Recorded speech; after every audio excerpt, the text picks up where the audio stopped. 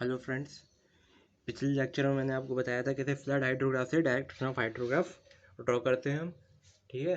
और हाइड्रोग्राफ क्यों ड्रॉ करते हैं, किस पर्पज़ के लिए ड्रॉ करते हैं। नेक्स्ट टॉपिक जो है हमारा वो मोस्ट इंपॉर्टेंट टॉपिक है unit hydrograph.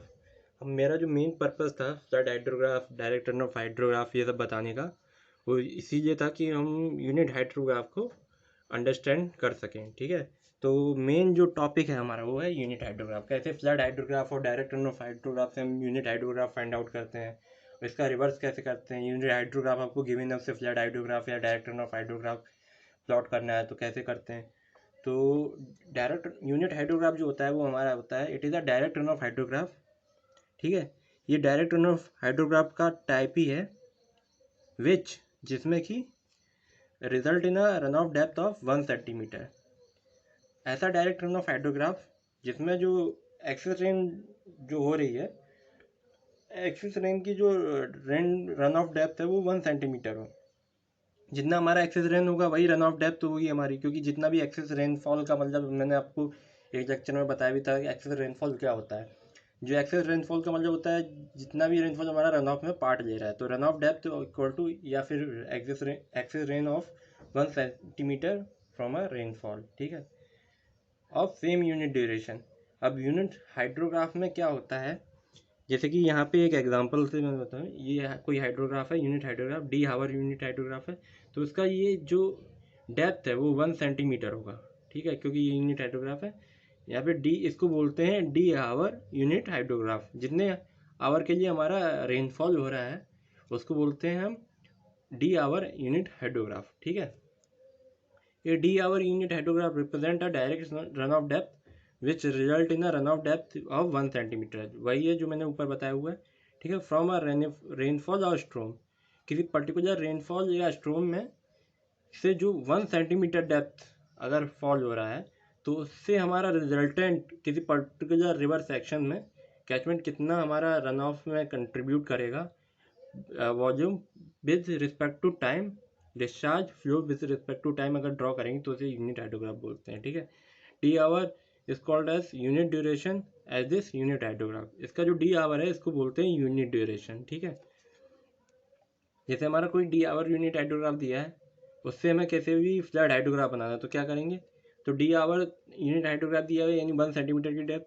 Direct run off hydrograph निकालना है तो हमारा डायरेक्ट रन ऑफ हाइड्रोग्राफ कैसे निकालते हैं, मान लो हमारा कोई एच सेंटीमीटर की रेनफॉल कैचमेंट में हो रही है तो एच सेंटीमीटर का मल्टीप्लाई कर देंगे हर ऑर्डिनेट में एच एच का, तो हमारा ये जो है डायरेक्ट रन ऑफ हाइड्रोग्राफ आ जाएगा डी आवर का। ठीक है। अब यहाँ से अगर हम बेस फ्लो ऐड कर देंगे इसमें तो फ्लड हाइड्रोग्राफ मिल जाएगा मेरे को। अब इसी का अगर अपोजिट करना है तो यहाँ से फ्लड हाइड्रोग्राफ गिवन है, वहाँ से बेस फ्लो माइनस किया हमने और ordinate direct run off hydrograph मिल गया। डायरेक्ट रन ऑफ हाइड्रोग्राफ में अगर हमने एच सेंटीमीटर जितना रेनफॉल डेप्थ है वॉल्यूम का रेनफॉल का उससे डिवाइड कर दिया हर ऑर्डिनेट को तो हमारा डी आवर यूनिट हाइड्रोग्राफ मिल जाएगा। ठीक है। मेन चीज़ है हमारा ये अजम्पशन पे कई तरह के क्वेश्चन या इंटरव्यू में भी पूछे जाते हैं। अजम्पशन क्या क्या होते हैं यूनिट हाइड्रोग्राफ के। तो पहला अजम्पशन जो है हमारा यूनिट हाइड्रोग्राफ का, rainfall is uniformly distributed over the entire area.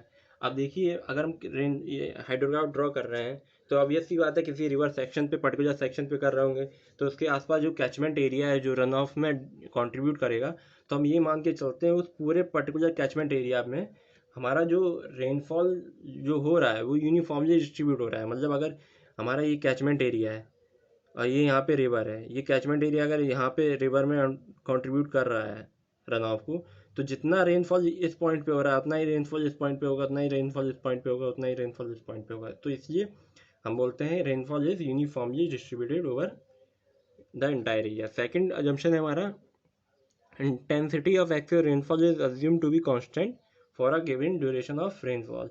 मान लो हमारा डी आवर के लिए, जैसे मैंने ऊपर ही बताया हुआ था, डी आवर के लिए रेनफॉल हो रहा है तो डी आवर के लिए रेनफॉल जो हो रहा है उसमें हमारी जो इंटेंसिटी है रेनफॉल की मान लो 2 सेंटीमीटर पर आवर है, तो ये कांस्टेंट रहेगी इंटेंसिटी। मतलब हमारा रेनफॉल की इंटेंसिटी कम ज़्यादा नहीं होगी जब तक हमारा डी आवर मतलब जब तक हमारा रेनफॉल अकर होगा। तो ये हमारा सेकेंड अजम्पशन है।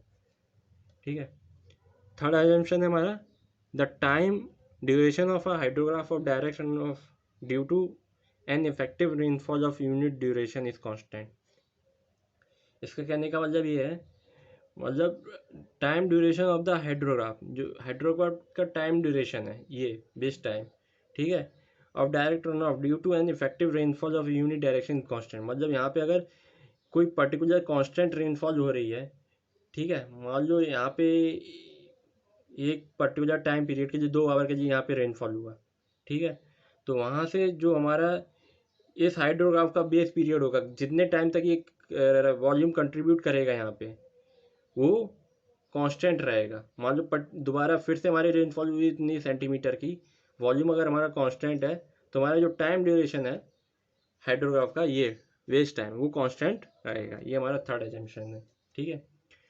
फोर्थ एजम्पशन है हमारा ordinate in the all the direction ordinates of all the direct run off hydrograph of a common base period are directly proportional to total amount of direct run off. मतलब जितना हमारा run of हो रहा है hydrograph से, उसका जो base period है, यही बेस पीरियड, वो directly proportional to a total amount of direct run of.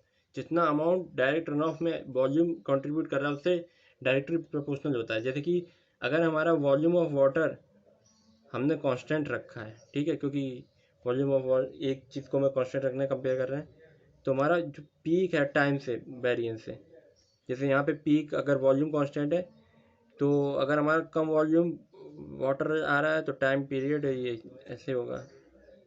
अगर तो हमारा इसलिए टाइम पीरियड जो हमारा रन ऑफ क्यू है इसका डिस्चार्ज, वो डायरेक्टली प्रोपोर्शनल टू टाइम। अगर मतलब टाइम पीरियड ज़्यादा होगा सेम अमाउंट ऑफ वॉल्यूम के लिए, तो हमारा पीक रिड्यूस कर जाएगा। ये पॉइंट मैं पहले एक्सप्लेन कर चुका हूँ आपको, ठीक है। तो वही हमारा चौथा अजम्पशन है। अब इस पे बेस मैं आपको एक न्यूमेरिकल से समझाना चाहता हूँ किस तरह के न्यूमेरिकल एग्जाम में पूछे जाते हैं और आ सकते हैं। ये तो एक एग्जांपल है। इस तरह के यूनिट हाइड्रोग्राफ और हाइड्रोग्राफ से रिलेटेड काफ़ी क्वेश्चन मैं आपको प्रैक्टिस कराऊंगा मेरे प्रैक्टिस सेट में। नेक्स्ट जो प्रैक्टिस सेट है मेरा, वो इसी का होगा, ठीक है। तो ये मान लो एक एग्जांपल है, given flood hydrograph in unit hydrograph if excess rainfall is 5 centimetre और 3 आवर रेनफॉल। मतलब 3 आवर के लिए रेनफॉल हो रही है 5 सेंटीमीटर डेप्थ की। टाइम पीरियड हमारा ये दिया हुआ है, उस टाइम पीरियड पे डिस्चार्ज यानी ऑर्डिनेट्स ये दिए हुए हैं, और बेस जो ये दिया हुआ है ये फ्लड डिस्चार्ज का डाटा है। अब फ्लड डिस्चार्ज में ordinate of direct run off hydrograph निकालना है, तो क्या करना है, सिर्फ सिंपली हम बेस फ्लो को सब्ट्रैक्ट कर देंगे ऑर्डिनेट से, हर ऑर्डिनेट से 10 - 5 5, 17 - 5 12, इस तरह से माइनस कर दिया हमें, ordinate of direct run off hydrograph मिल गया। अब डायरेक्ट रन ऑफ हाइड्रोग्राफ से हमें यूनिट हाइड्रोग्राफ फाइंड आउट करना है, तो हमारा जितना डेप्थ ऑफ रेनफॉल हो रहा है उसको डिवाइड कर देंगे, तो यूनिट हाइड्रोग्राफ मिल जाएगा। 5 से डिवाइड कर दिया, तो जितने भी ऑर्डिनेट्स हैं सबको 5 से डिवाइड कर दिया, तो हमारा ये ऑर्डिनेट्स ऑफ यूनिट हाइड्रोग्राफ मिल गया। तो इस तरह से यूनिट हाइड्रोग्राफ फाइंड आउट कर लिया। तो ये हमारा था यूनिट हाइड्रोग्राफ, ठीक है। अगर आपको वीडियो अच्छा लगा तो लाइक शेयर कीजिए और चैनल को ज़रूर सब्सक्राइब कीजिए, ताकि आपको मेरे लेटेस्ट वीडियो की नोटिफिकेशन सबसे पहले मिल सके।